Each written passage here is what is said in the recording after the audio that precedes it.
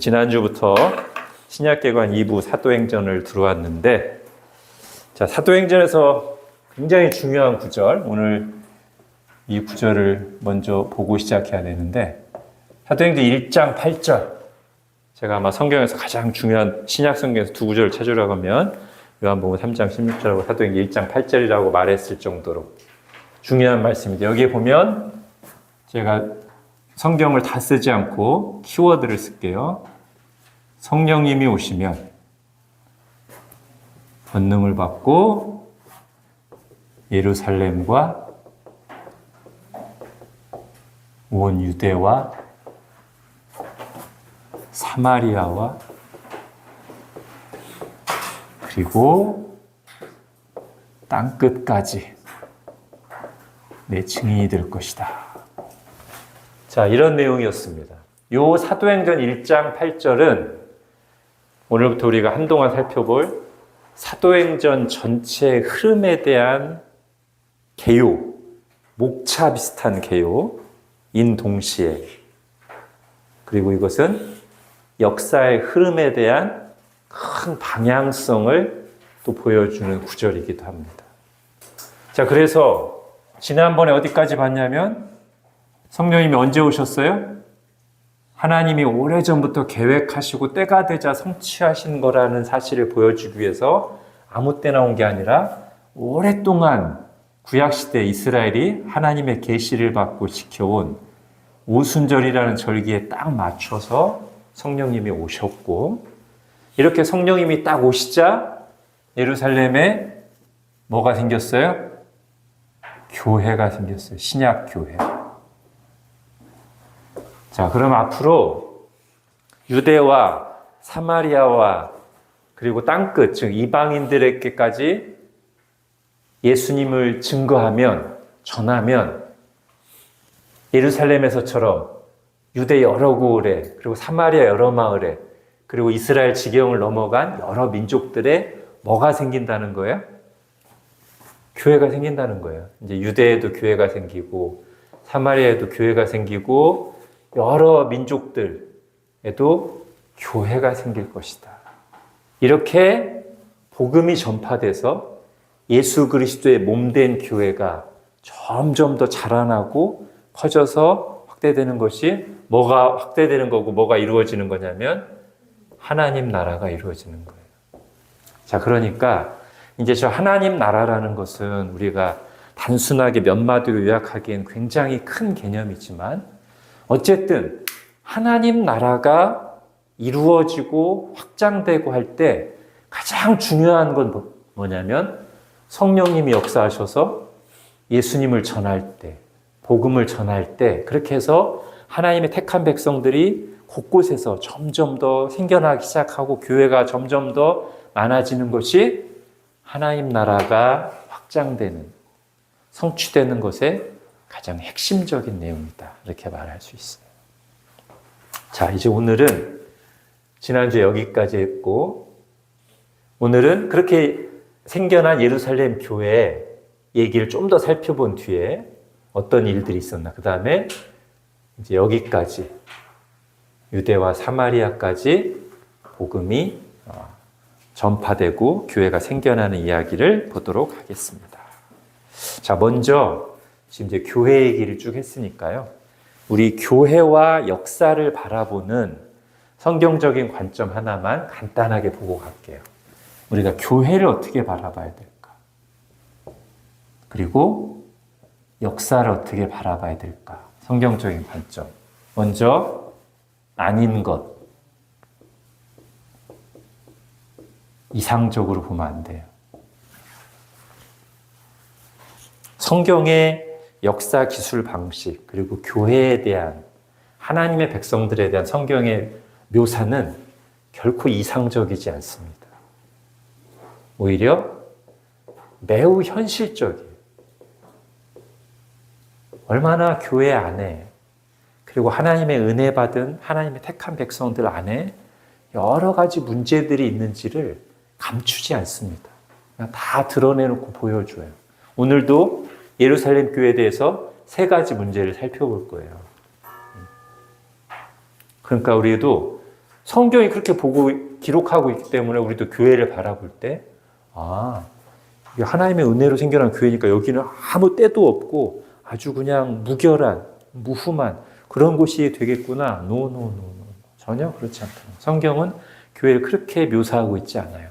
문제가 많아요. 그건 좀 이따 다시 정리할게요.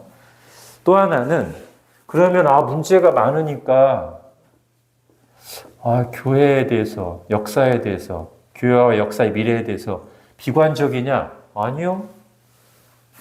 성경의 관점은 교회에 대해서든 역사에 대해서든 매우 낙관적입니다. 이것도 우리가 이제 기억해야 돼요. 교회 너무 걱정하지 않아도 돼요. 재벌 걱정하고 연예인 걱정하지 말는 거라고 하는데 교회 걱정도 너무 많이 안 해도 돼요. 신경 쓰지 말라는 게 아니라 마치 이러다 진짜 교회가 없어지는 거 아니야? 기독교 아니요. 그런 걱정 할 필요가 없습니다. 역사도 너무 부정적으로만 볼 게 없어요. 성경의 관점은 최종 단계는 새하늘과 새 땅이에요. 매우 낙관적. 자, 이 관점을 하고 가는 이유는 우리가 만약에 이런 관점에 사로잡히거나 여기에 우리의 신앙이나 생각이 뿌리를 두고 있으면 어떤 결과가 나올까요? 비판적이 돼요. 그죠? 이상적인 관점을 가진 사람들이 비판을 많이 합니다. 어떻게 교회가 이럴 수가 있어? 하나님이 계시다면 역사가 왜 이래? 이렇게. 그럼 정작 그렇게 비판을 하는 사람들은 다 바르게 하고 잘하느냐? 아니에요. 그럴 수가 없어요, 인간은. 위선에 빠지기가 쉬워요. 교만하고. 그리고 굉장히 중요한 문제 하나, 실질적인 문제가 뭐냐면 이렇게 이상적인 관점과 비관적인 관점에 빠진 사람들은 대개 헌신해서 교회를 이루지 않습니다. 이상적인 사람은 나는 이런 문제에 많은 교회에서 내가 몸담고 교회를 이룰 수 없어. 나를 더럽힐 수 없어. 비판만 하지 정작 자신은 거기에 같이 참여해서 교회를 이루는 헌신을 하지 않습니다. 교회를 힘들게 합니다. 이 관점을 가져야만 하나님의 은혜를 구하면서 함께 마음을 모아 교회를 이루게 돼요. 그래.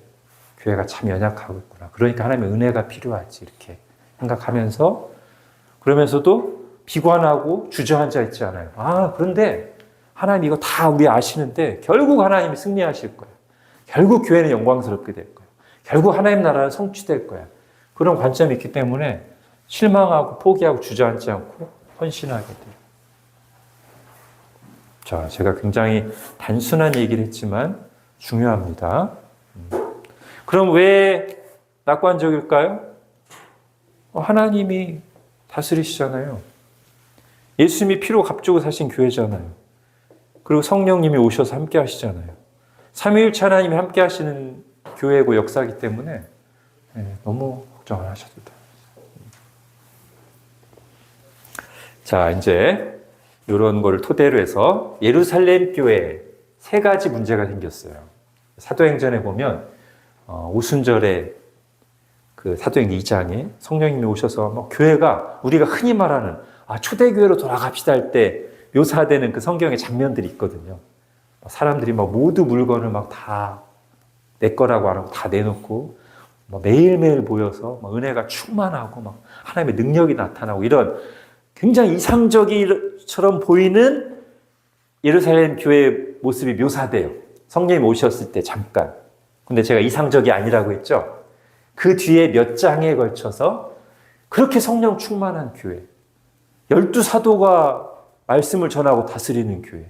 강혜민 목사하고는 비교도 안 되는 권능의 그 12사도들이 직접 교회를 다스리는 그 예루살렘 교회에 여러 가지 문제가 연이어 발생되는 것을 사도행전이 기록하고 있어요. 현실 교회가 그렇다는 거죠. 자, 첫 번째 어떤 문제가 생기느냐? 죄의 문제가 생겨요. 어떤 죄죠? 자, 일단 1번하고 2번 둘 다 은혜가 있기 때문에 생겨난 문제예요. 뭐냐? 아까 제가 얘기 드렸죠? 은혜를 받다 보니까 사람들이 하나님이 그 구약 성경에서 고아와 과부와 나그네를 돌보라는 그 말씀을 아주 깊이 받고 적용하기 위해서 사람들이 막 자기 재산을 막 다 팔아요. 바나바 같은 사람도 막 자기 막 밭을 막 다 팔아가지고 사도들 앞에다 이렇게 막 바치고 하니까 이게 막 하나의 막 붐이 됐어. 그래가지고 와 그래 은혜 받았으면 이렇게 해야지 하고 막 다 그래요.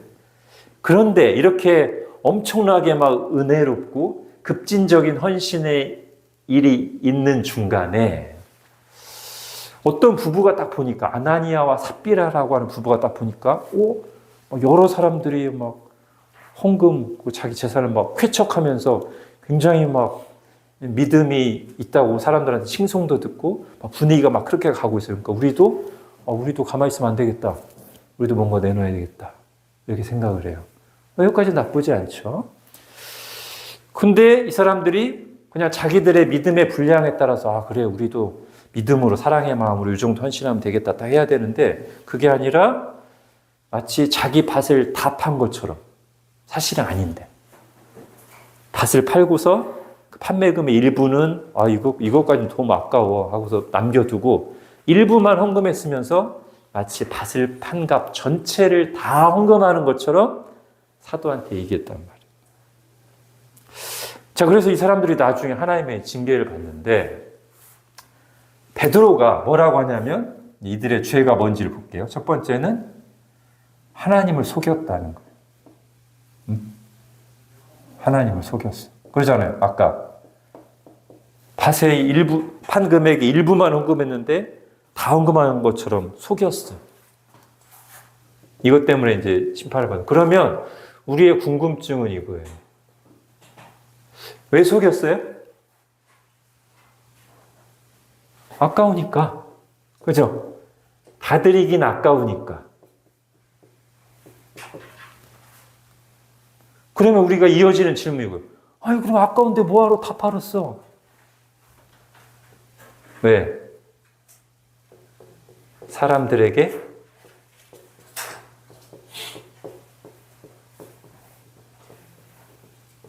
잘 보이죠. 그죠? 그러니까 애초에 그냥, 우리는 이 정도입니다. 우리가 지금 써야 될 것도 있고, 우리의 믿음의 분량이 이 정도니까, 밭의 판금의 일부를 딱 냈으면 아무 문제 없고, 아름다운 헌신이었을 거예요.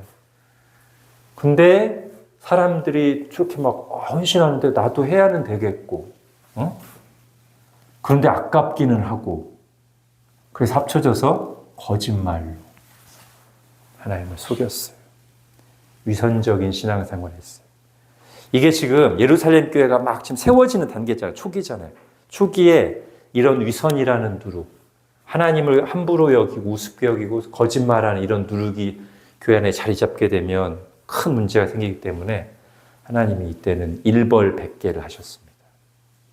그래서 사도 베드로가 이 얘기를 하면서 네가 하나님을 속였다 할 때 이 부부가 죽어요. 무서운 형벌이죠. 그죠? 자, 그럼 그 다음에 어떤 일이 일어났을까요? 이거 교회에 이런 죄 문제가 있고 아이고 잘못했다고 막 사람도 죽었네. 결과가 뭘까? 결과가.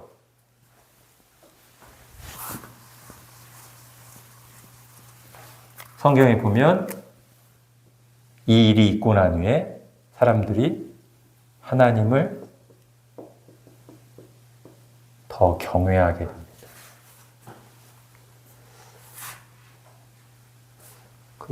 김대원 선교사님이 지난번 선교 편지인가 그 전 선교 편지인가에 이제 기도 제목을 넣어서 보내거든요. 근데 그때 약간 독특한 기도 제목 중에 하나가 뭐였냐면 거기가 이제 캄보디아에 있는 교회 이름이 소망 선교교회예요. 소망 선교교회 예배에 하나님을 경외함이 있게 해주십시오. 이런 조금 참 보기 힘든 기도 제목을 보내셨어요. 아니 우리가 캄보디아를 한번 갔다 와서 아는데 어쨌든 거기가 선교지고 어린이들, 청소년들, 청년들도 많고 그러니까 견고한 믿음의 사람들이 별로 없어요. 상대적으로. 우리 선교사님이 열심히 헌신해서 지금 일꾼들을 세우고 있긴 한데 그러다 보니까 제가 예상할 때 예배를 좀 우습게 알고 예배 시간에 막 장난도 치고 막 늦게 오기도 하고 뭐 이렇게 막 하는 그런 흐트러진 모습이 아마 우리 선교사님이 기도하면서 굉장히 많이 걸렸던 것 같아요. 그래서 아니 예배가 이런 식으로 가면 안 되지 않는가 문제의식을 가지셔서 메인 기도 제목 중에 하나로 소망선교교회 예배에 하나님을 경외함이 있게 해주십시오. 저도 그 기도 제목을 진지하게 받아들이고 이제 기도를 했는데 이제 그런 거죠. 교회가 은혜가 충만해야 되거든요.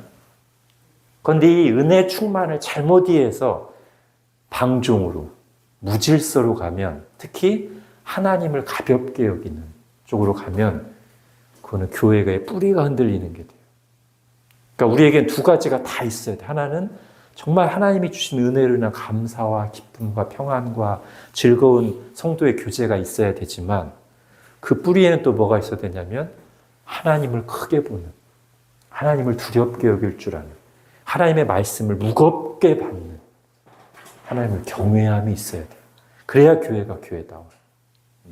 자, 지금 첫 번째 죄라고 하는 누룩이 들어왔는데 이 죄 문제를 하나님의 권능으로 치리하면서 오히려 교회가 자칫 무질서와 방종으로 흐를 수 있었는데 그리고 죄의 누룩이 막 계속 이렇게 자리 잡을 수 있었는데 하나님을 경외하게 되었다. 자, 두 번째는 어떤 문제가 생기냐면 갈등 또는 분열. 자, 이것도 역시 은혜 때문에 생긴 거예요. 뭐냐면 초대교회가 아까 말했잖아요. 재산을 막 사람들이 막 쾌척하고 헌금하고 해서 있어요. 그걸 어디다 쓸까? 고아와 과부와 나그네들. 하나님께서 구약 성경에서 내내 말씀하셨던 어려운 사람들을 돕는 데 쓰는데 그런데 어느 시점에서가 약간 문제가 발생했어요. 자, 지금 오순절에 이때 처음 교회를 이룬 사람들이 어떤 사람들일까를 생각해 봤을 때 이스라엘의 3대 명절에는 유월절, 오순절, 초막절에는 하나님께서 반드시 이스라엘의 모든 남자들은 이 3절기에는 하나님 앞에 나와라. 그러니까 성전에 나오라고 하는 명령이 있어요. 그러니까 이게 지중해가 있고 여기 이스라엘이 있는데 여기 예루살렘 성전이 있고 지금 바벨론 포로 생활 이후로 이스라엘 사람들은 로마 전역에 흩어져 있어요. 우리가 보통 뭐라고 그래요? 디아스포라, 그죠? 로마 전역에 이스라엘 백성들이 흩어져 살다가 이 중에 경건한 사람들은 하나님의 말씀에 순종하기 위해서 오순절에 자기가 살던 곳에서 몇십일 일정을 가지고 헌신해서 예루살렘 성전으로 모여든단 말이에요. 아마도 제 생각에는 가까이 있는 사람은 모르겠지만 이렇게 먼 곳에서 온 사람들은 6월절과 오순절의 그 날짜 차이가 50일 차이 나잖아요. 그죠? 제가 오순이 50이라고 했죠? 순이 10. 이달 상순, 중순, 하순 할 때 그 10이잖아요. 그러니까 6월절을 지키고 오순절까지 아마 연이어서 지키려고 온 사람들이 꽤 많았을 거예요. 경건한 사람들 중에. 이 사람들이 6월절까지 지키고 예수님 사건을 다 보고 경험하고 거기서 기다리면서 오순절까지 딱 머물러 있는데 그 오순절 때 성령님이 오셔서 예루살렘 교회가 형성됐잖아요. 그러니까 이 예루살렘 교회의 멤버들 중에는 어떤 사람이 있냐면 원래 여기 예루살렘 또는 이 유대 지역에 살고 있던 사람들, 히브리어를 쓰는 그 사람들 뭐라고 부르냐면 히브리파, 유대인, 그리스도인. 길죠? 이때는 아직 이방인들에게 복음이 전파되지 않았으니까 다 유대인 그리스도인들이에요. 근데 그 유대인 중에 히브리파가 있단 말이에요.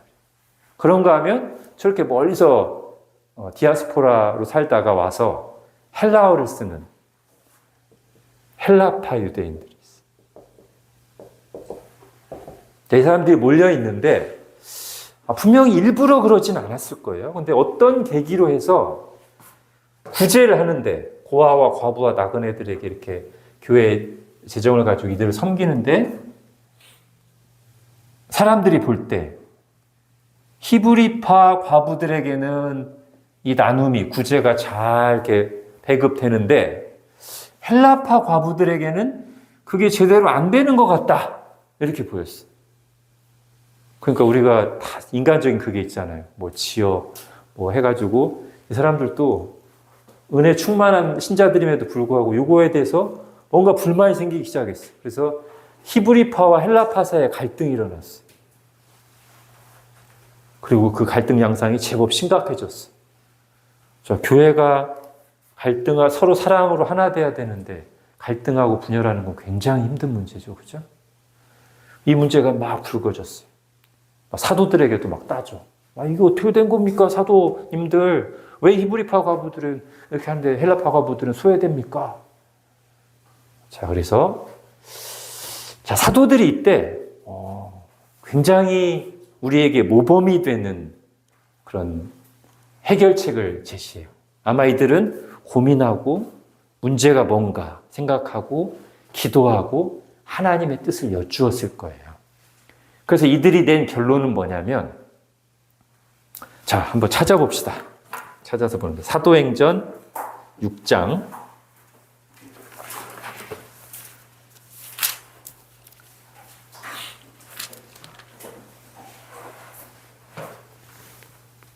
자, 사도행전 6장 196페이지. 자, 제가 지금 방금 얘기한 거는 1절을 제가 풀어서 얘기한 거예요. 그때 제자가 더 많아졌는데, 즉 교인 수가 많아졌는데 헬라파 유대인들이 자기의 과부들이 매일의 구제에 빠짐으로 헬라파 사람들이 소외되는 것 같은 걸 느끼니까 히브리파 사람을 원망하면서 이렇게 갈등이 일어났어.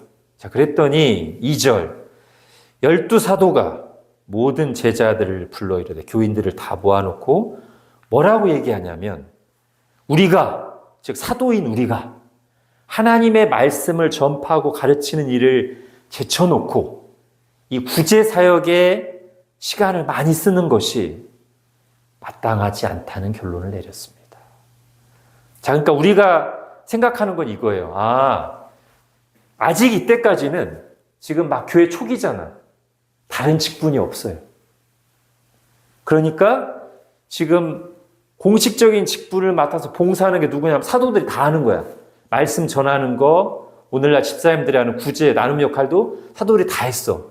근데 사람 수가 적을 때는 말씀도 전하면서 구제 역할을 하는 게 할만했는데 점점 이제 하나님의 은혜로 교인 수가 늘어나니까 사도들이 막 구제하는 데 바빠가지고 말씀을 전하는 일도 소홀하게 되는 과정에 그나마 그 구제조차도 히브리파 사람들에게만 되고 헬라파는 소외된다는 갈등이 일어나니까 잠깐 멈춤, 포즈.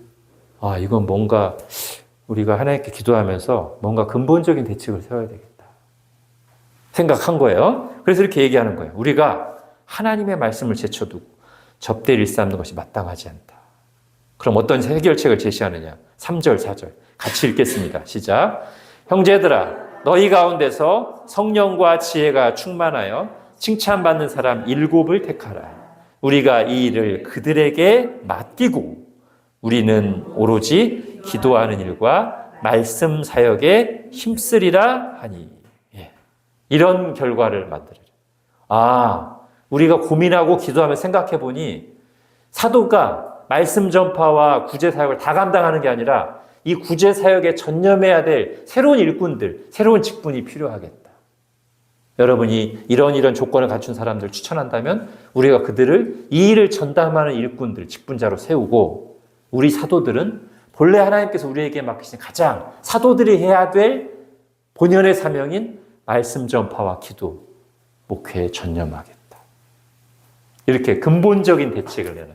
그냥 갈등과 분열이 일어나니까 알았어, 우리가 앞으로 헬라파도 신경 쓸게 이렇게만 한 게 아니라 지금 여러 상황을 고려해 봤을 때 아마 본인들도 그동안 뭔가 꺼리낌이 있었을 거예요. 이거 구제사역이 너무 바빠서 계속 말씀 전하는 거 해야 되는데 못하고 이런 고민들도 있던 차에 이런 원망과 갈등이 있으니까 이거는 뭔가 근본적인 대책이 필요하다. 근본적인 대책을 수립해요. 그래서 새로운 일꾼, 직분이 세워집니다. 자, 문제로 시작했는데 뭔가 새로운 좋은 변화가 일어났고 이 이후에는 교회가 다시 안정을 찾고 더 힘차게 자 7절 보십시오. 그래서 7절 그렇게 집사들을 세우고 이 사람들이 이제 집사의 효시예요. 여기 집사라는 표현은 직접 안 나오지만 거의 모든 신학자들은 이렇게 해석할 때 이 사람들이 이제 집사의 효시다. 그래서 우리 교회에서도 집사님들이 이 나눔 구제 사역을 맡아서 하잖아요. 제정하고. 자, 그랬더니 결과물이 뭐다? 7절. 하나님의 말씀이 점점 왕성하여 예루살렘에 있는 제자의 수가 더 심히 많아지고 허다한 제사장의 무리도 이 도에 복종하니라. 왜? 더 좋아졌어요. 결과가 더 좋아졌어. 자, 그래서 고난의 의미에 대해서 아마 이런 생각을 할 수 있을 것 같아요.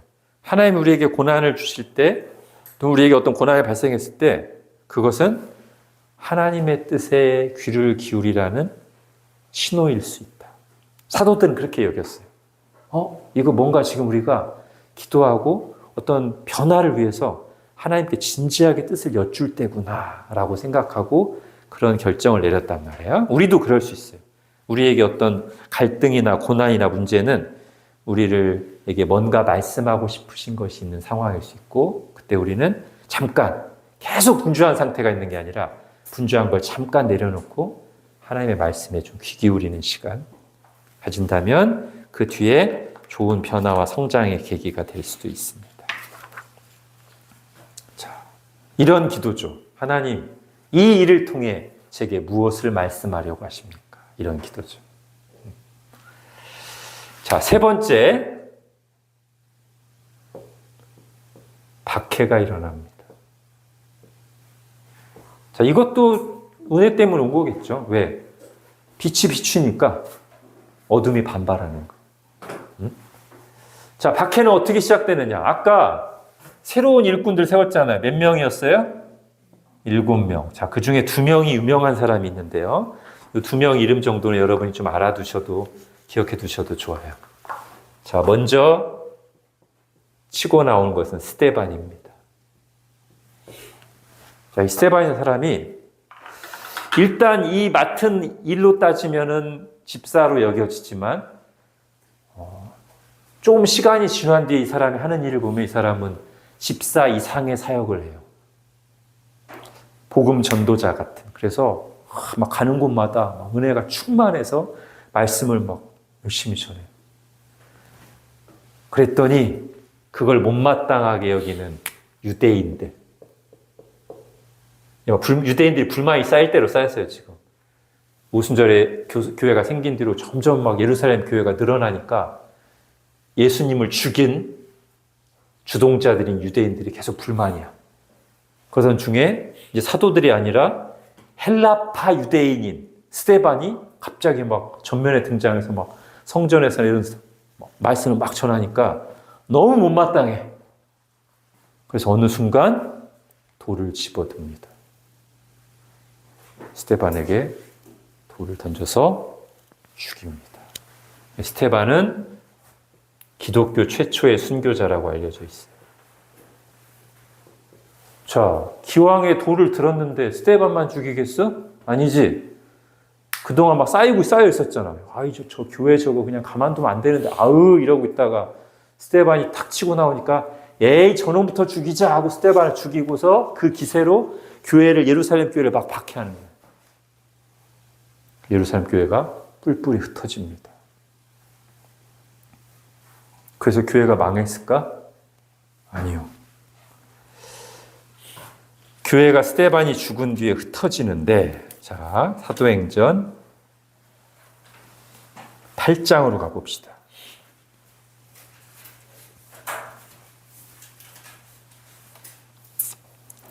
사도행전 8장 1절 보세요. 자, 그 스데반을 죽이는 자리에 이제 누가 그 자리에 있었냐면 나중에 사도 바울이 되는 사울이 있었습니다. 자, 사울은 그가 죽임당함을 마땅히 여기더라. 잘 죽었다 이렇게 여기면서 교회를 박해하는데 사울이 앞장서고 있었어요. 그런데 그날에 예루살렘에 있는 교회에 큰 박해가 있어. 사도회에는 다 유대와 사마리아 땅으로 흩어지니라. 4절로 가보세요. 그 흩어진 사람들이 두루 다니며 복음의 말씀을 전할세. 자, 이제 성령님이 오시고 난 뒤에 예루살렘 교회는 한동안 모이는 교회로서 아주 멋진 모습을 보여줬어. 잘 모여서 정말 말씀과 기도와 섬김으로 충만한 아름다운 교회의 모습을 보여줬는데 그게 교회 모습의 전부는 아니었어요. 교회는 또한 흩어지는 교회가 돼야 됩니다. 왜? 아까 성령님이 오시면 뭐라고 했어요? 예루살렘에만 머물렀으면 돼? 안 되죠. 유대와 사마리아와 이방인들에게까지 나가야 되는데 지금까지는 그냥 막 우리끼리 막 좋은 거야. 막 예루살렘 교회가. 이제 때가 됐어요. 예루살렘 교회가 말하자면 가득 찼어. 이제 막 흩어질 때가 됐는데 여전히 막 우리 좋아 이러고 박해의 돌이 팍 던져지니까 자 이런 거야 말하자면 예루살렘 교회가 은혜가 막 점점 찼어요. 예루살렘 교회가 9가지 찼는데도 막 계속 좋아 하고 있어. 그랬더니 하나님의 섭리 가운데 박해의 돌이 확 던져졌어요. 그랬더니 이게 흘러 넘쳐서 어디로 흘러가요? 그동안은 예루살렘에만 하나님의 은혜와 복음이 머물렀었다면 박해와 함께 막 물이 튀고 흘러 넘쳐서 이제 이 물이 어디로? 유대와 사마리아로 이제 흘러가는 거예요. 그래서 박해 자체는 고난이고 안 좋은 거지만 이것이 복음의 진전을 가져옵니다. 교회의 확장을 가져옵니다. 자, 그러니까 예루살렘 교회 이제 요것만 하고 가야 되겠다. 그래서 어떤 쇼브레인이라고 하는 선교학자가 이런 말을 했어요. 사도행전 1장 8절에 순종하지 않으면 사도행전 8장 1절 된다. 자, 사도행전 1장 8절에 순종해서 예루살렘과 온 유대와 사마리아 땅까지 우리가 헌신해서 흩어져 나가지 않으면 어떻게 된다? 8장 1절 된다. 하나님이 고난이라는 섭리를 쓰셔서 하나님이 흩으신다. 이렇게 막 말한 선교학자도 있어요. 자, 어쨌든 결과적으로는 그렇게 됐습니다. 이 고난이 섭리가 돼서 하나님의 뜻이 이제 펼쳐져 가는데, 자, 이제 여기까지 있었던 이 세 가지 고난을 다시 한번 정리해 볼게요. 자, 교회. 그것도 성령 충만한 교회, 사도들이 섬기고 있는 교회. 어떻게 이런 일들이 일어난단 말인가? 은혜만 있어야지. 그렇게 생각하면 된다, 안 된다? 아까 안 된다고 했죠? 그리고 결과적으로는 이것들이 합력해서 이런 더 좋은 결과를 가져왔잖아요. 자, 그러니까 우리가 이렇게 정리하는 게 좋겠어요. 이런 일들이 없어야 교회다? 아니요. 이거의 유무는 교회인가 아닌가를 결정하는 필수 요소가 아니고요. 교회인가 아닌가를 결정하는 건 그 앞에 있는 거예요. 은혜와 복음의 진리가 있는가. 이게 있으면 교회고요. 이게 없으면 교회가 아니에요. 그리고 대개는 이게 있으면 이것들도 따라오게 돼 있습니다. 물론 은혜와 진리가 없어서 막 온갖 죄의 구렁텅이가 되는 그런 문제가 되면 이제 이게 교회인가 아닌가 진지하게 고민해 봐야 돼요. 그러나 은혜가 있으면 그 은혜가 막 붙여나가면서 잠시 이런 갈등도 있어요. 그리고 은혜가 막 있으면 또 세상과의 부딪힘과 박해도 있을 수 있어요. 복음의 진리가 있으면. 그러니까 중요한 것은 이런 게 어떻게 교회에 이런 게 있나 그렇게 할 게 아니라 이런 게 있으면서 얘가 있나? 그러면 교회고. 이런 것만 있고 얘는 없어? 그럼 교회 아니에요. 그렇게 생각하는 게 좋고요. 자, 그러면 교회 안에 왜 이런 문제들이 일어날까요? 자, 베드로가 아까 이 죄를 짓고서 징계받았던 아나니아와 삽비라를 막 호통치면서 뭐라고 했냐면 어찌하여 사탄이 내 안에 가득하여 이렇게 얘기했어요. 자, 교회 안에 이런 문제가 일어나는 첫 번째 이유. 사탄의 공격이 있어요. 우리가 하나님을 믿는다면 사탄의 존재와 활동도 믿어야 됩니다. 사탄은 하나님을 싫어합니다. 그리고 하나님이 사랑하시는 교회도 싫어합니다. 교회가 은혜와 진리 가운데 있는 것을 못마땅해 합니다. 그래서 죄의 유혹으로 교회를 시험 들게 하기도 하고 박해라고 하는 파도를 통해서 교회를 막 쓸어버리려고도 하고 사탄은 우는 사자와 같이 두루다니며 여전히 활동하고 있습니다. 그러니까 저런 문제들이 일어날 수 있어요. 또 하나는 왜 일어날까요? 인간의 연약함.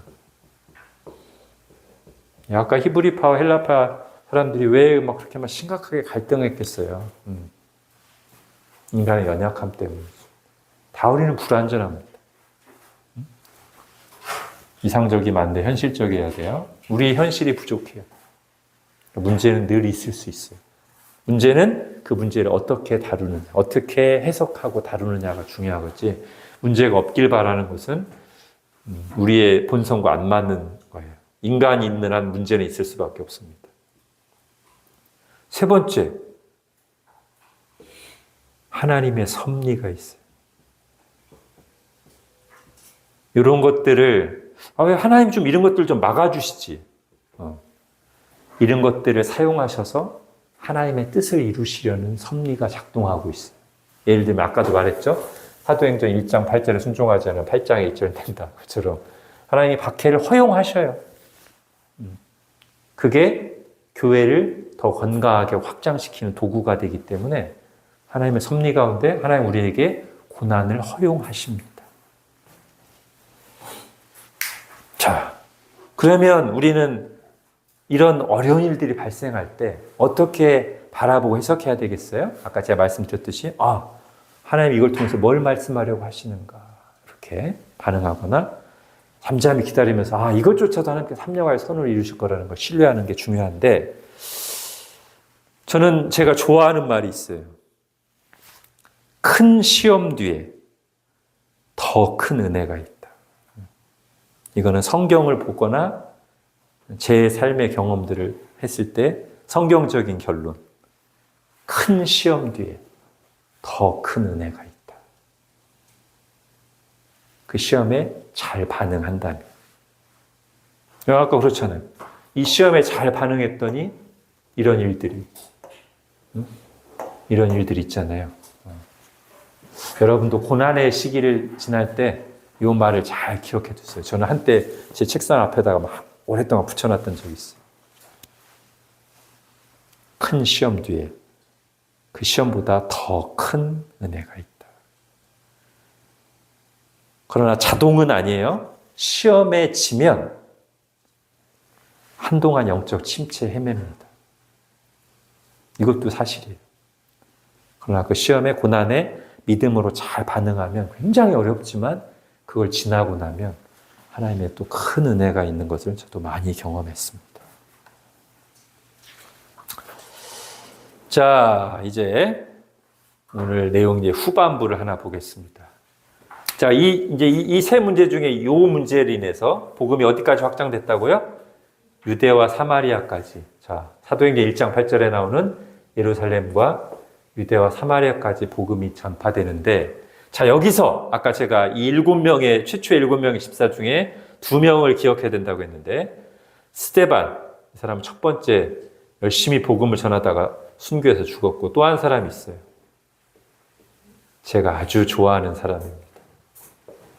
빌립.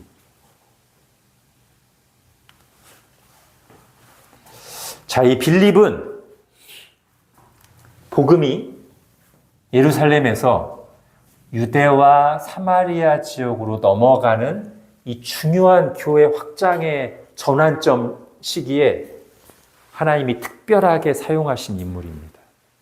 빌립도 스데반과 마찬가지로 처음에는 교회 안에서 그들이 맡은 역할은 집사가 하는 역할이었는데 이들은 시간이 지나면서 집사에 머물지 않고 복음 전도자가 되거든요. 빌립도 복음 전도자가 돼요. 언제? 스데반은 예루살렘 교회에 있을 때부터 복음 전도자였다면 빌립은 예루살렘 교회에서는 그런 모습이 적어도 성경으로만 볼 때는 안 드러나지만 박해가 일어나서 유대와 사마리아 지역으로 흩어지면서부터 본 교회에서 나와서 다른 데 가면서부터 갑자기 복음 전도자로 변신해. 그래서 각 마을에 가면서 열심히 복음을 전하는데 여기서 또 하나 중요한 게 있어요. 유대인은 그렇다 쳐. 근데 사마리아는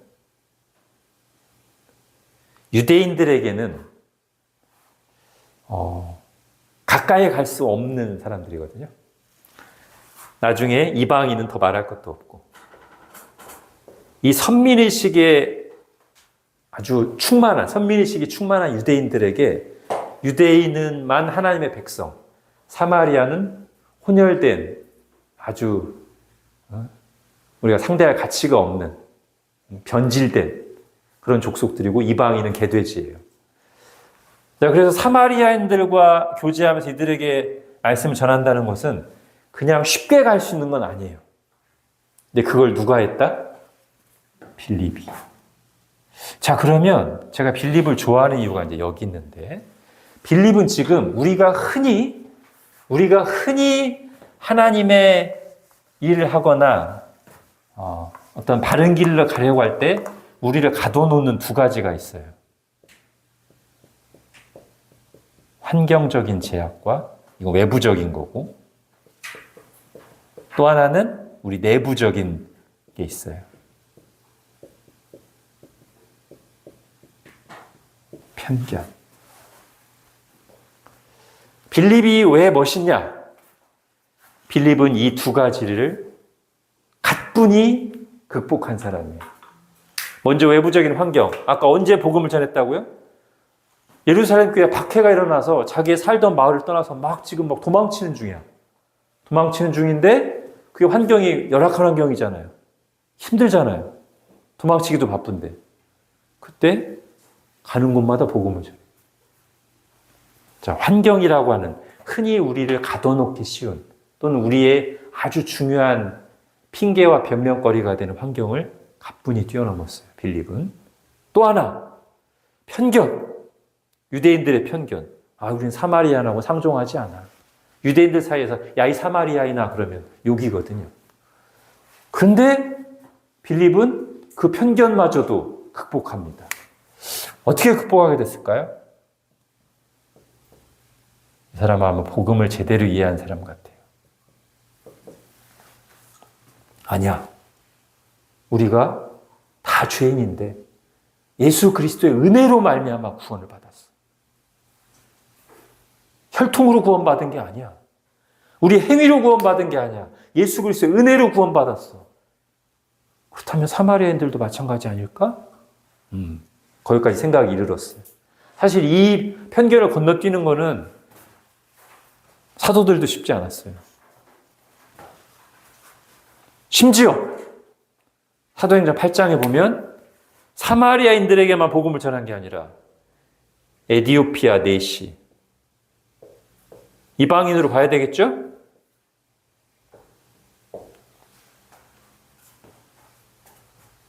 에디오피아 고관 하나가 예루살렘에 왔다 가는데 성령님이 빌립을 인도합니다. 빌립아, 저 사람에게 가까이 가라. 그래서 일단 무조건 순종합니다. 빌립은. 딱 가까이 가서 보니까 에디오피아 대시가 이사야 두루마리를 딱 읽고 있어요. 거기 보면 이사야 53장을 읽고 있습니다. 와, 그가 고난을 받아서 할 때도 잠잠하였고 그런 얘기가 나와요. 그가 찔림 우리의 허물을 인함이요 그가 상함 우리의 죄악을 인함이라. 그 부분을 마침 딱 읽고 있어요. 그래서 빌립이 딱 성령님의 인도하심에 따라 거기 갔는데 그 부분을 읽고 있으니까 같이 이제 수레 옆에 타고 걸어가면서 그 읽는 말씀을 깨닫나요? 그랬더니 글쎄요, 이게 가르쳐주는 사람이 없으니까 잘 모르겠는데요. 올라타서 좀 가르쳐줘 보시죠. 그래서 수레를 같이 다 타고 가면서 그 자리에서 이사야 53장을 가지고 복음을 전합니다. 그리고 하나님의 은혜를 주셔서 그 야외 이동 복음반을 하는 중에 그 자리에서 예수님을 믿어요. 그랬더니 이 에디오피아 내시도 보통 사람이 아니라 아마도 이제 빌립이 거기까지 얘기한 것 같아요. 자, 쭉 얘기한 다음에 그래서 예수님께서 예수님 믿고 세례를 받으라고 했습니다. 그 얘기까지 한 것 같아요. 그랬더니 이디오피아 대제가 다 막 은혜 가운데 딱 가다가 저기 웅덩이가 하나 있으니까 저기 웅덩이가 있는데 제가 지금 예수님 믿었고 세례 받는데 어떻게 문제가 있나요? 그랬더니 내립시다 그러면. 그래서 빌립이 그 자리에서 에디오피아 대제에게 세례를 줍니다. 그러니까 이 빌립은 집사로 출발했지만 나중엔 전도자가 되고 복음으로 충만해서 이 두 가지 강력한 제약을, 허들을 믿음으로, 은혜로 뛰어넘었다는 점에서 우리에게 아주 좋은 모범이 됩니다. 그러면서 저는 이런 질문을 우리 스스로에게 던지면 좋겠습니다. 내 삶을 이끌고 가는 것은 무엇일까? 빌립에게 있어서는 단연코 예수 그리스도 복음이었고 그것이 그의 삶을 강력하게 이끌어가니 환경과 편견이라고 하는 제약도 뛰어넘어서 하나님의 일에, 이 하나님 나라 일에, 이 역사적인 성취에 중요하게 쓰임을 받았어요. 우리도 그러면 좋지 않을까요? 그죠? 하나님, 저도 다른 것이 제 삶을 막 좌지우지하고 이끌어가는 게 아니라 돈이나 사람들의 평판이나 좀 더 많이 소유하고 재밌게 즐기는 그런 세상에서 듣는 얘기들이 나를 끌고 가는 게 아니라 나를 구원하신 예수님, 살과 피를 내어주신 그 예수 그리스도의 복음이 내 안에 가득해서 그것이 나의 삶을 끌고 갈 수 있기를. 물론 빌립처럼 막 여기저기 가서 복음 전도자가 되라는 건 아니에요. 우리 삶 속에서 정말 내가 복음으로 내가 어떤 것들을 해석하고 결정하고 하나님 사랑, 이웃 사랑을 실천하는 삶을 산다면, 복음 때문에 내가 여러 가지 제약들을 갇혀있지만 않고 뛰어넘을 수 있다면 얼마나 좋을까. 하나님 우리에게도 그런 은혜를 주옵소서. 그런 생각이 들었습니다. 자, 그래서 이 빌립이 이제 유대와 사마리아까지 이 사도행전 1장 8절에서 이 두 번째 장을 성취하는 데 중요한 인물로 쓰임 받았어요. 그리고 우리 생각에는 이 정도 사람이라면 어차피 이방인에게도 복음 전했겠다.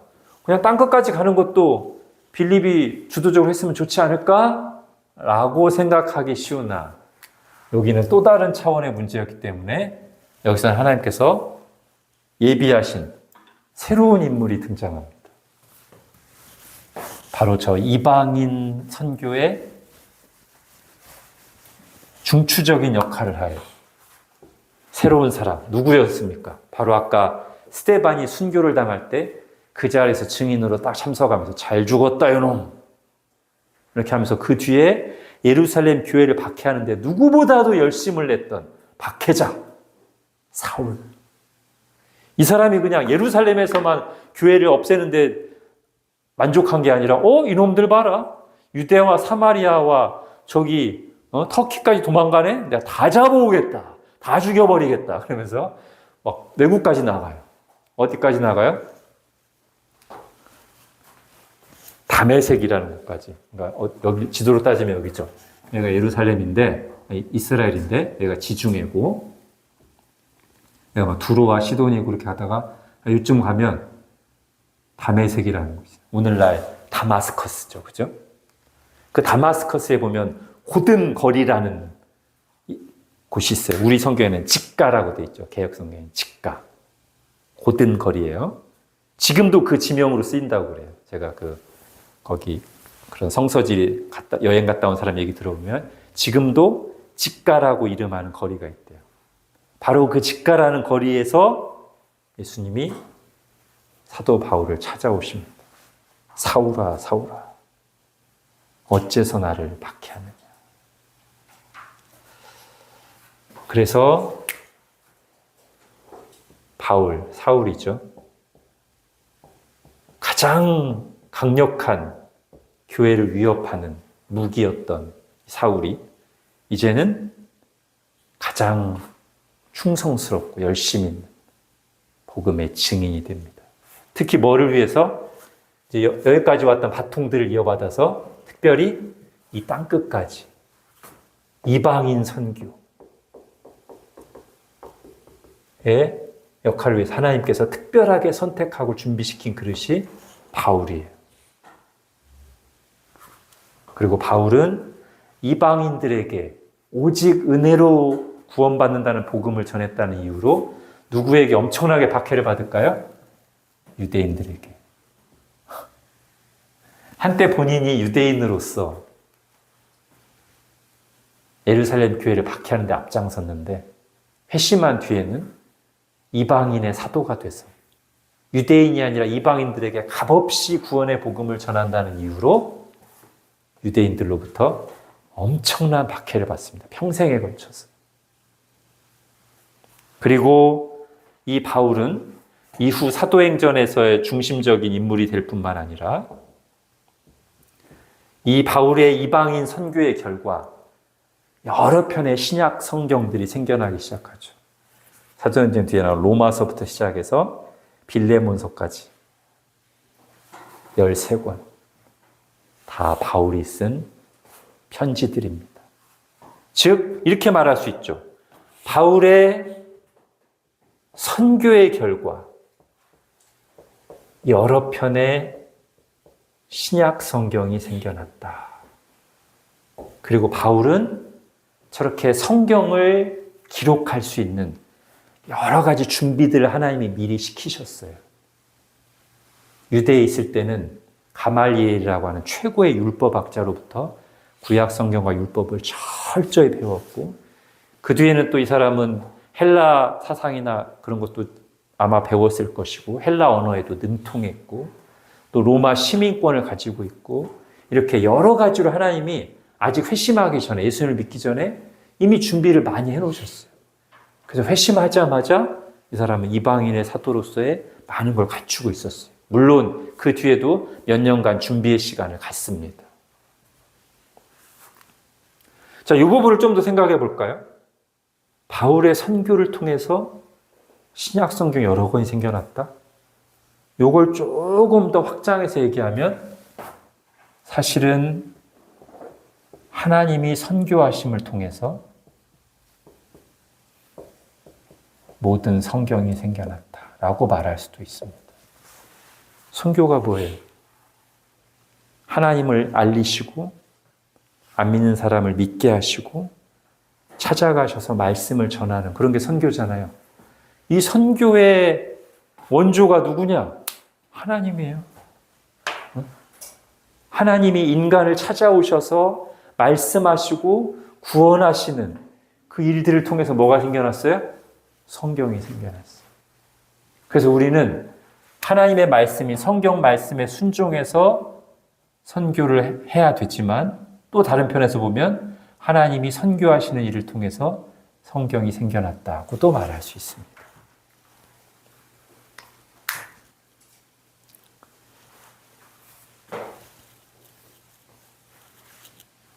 자, 이렇게 하나님께서는 그때그때 필요한 사람들을 준비하고 세우고 쓰셔요.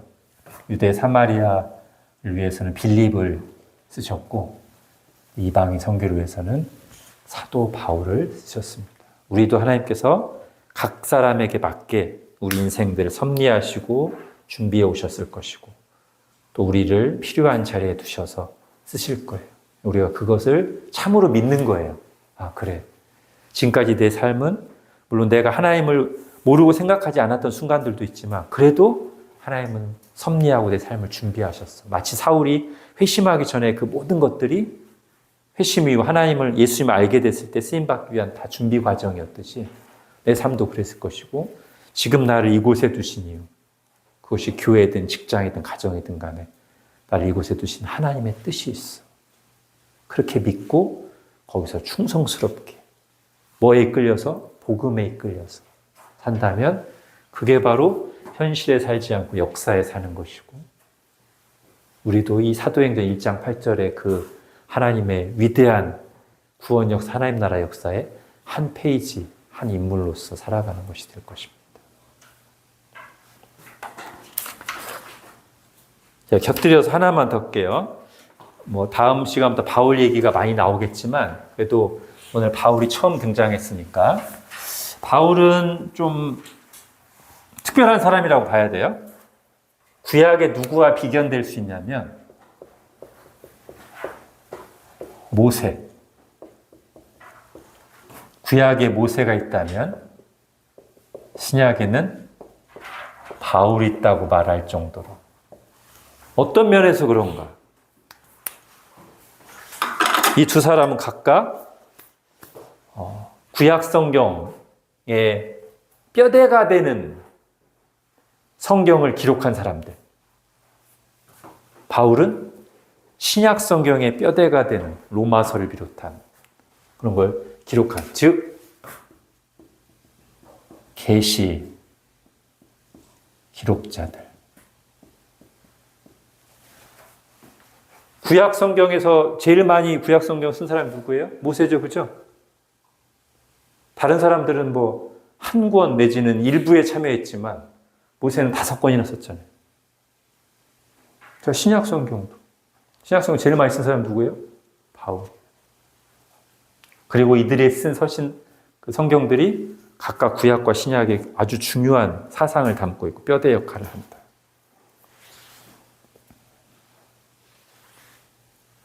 그리고 실제로 하나님께서 직접 이 모세는 좀 특별한 나의 종이라고 얘기하시거든요.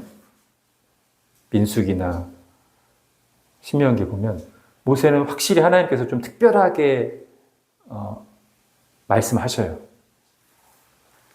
바울이 회심하는 장면에서 이 사람은 내가 택한 나의 그릇이다라고 말씀하기도 하시고요.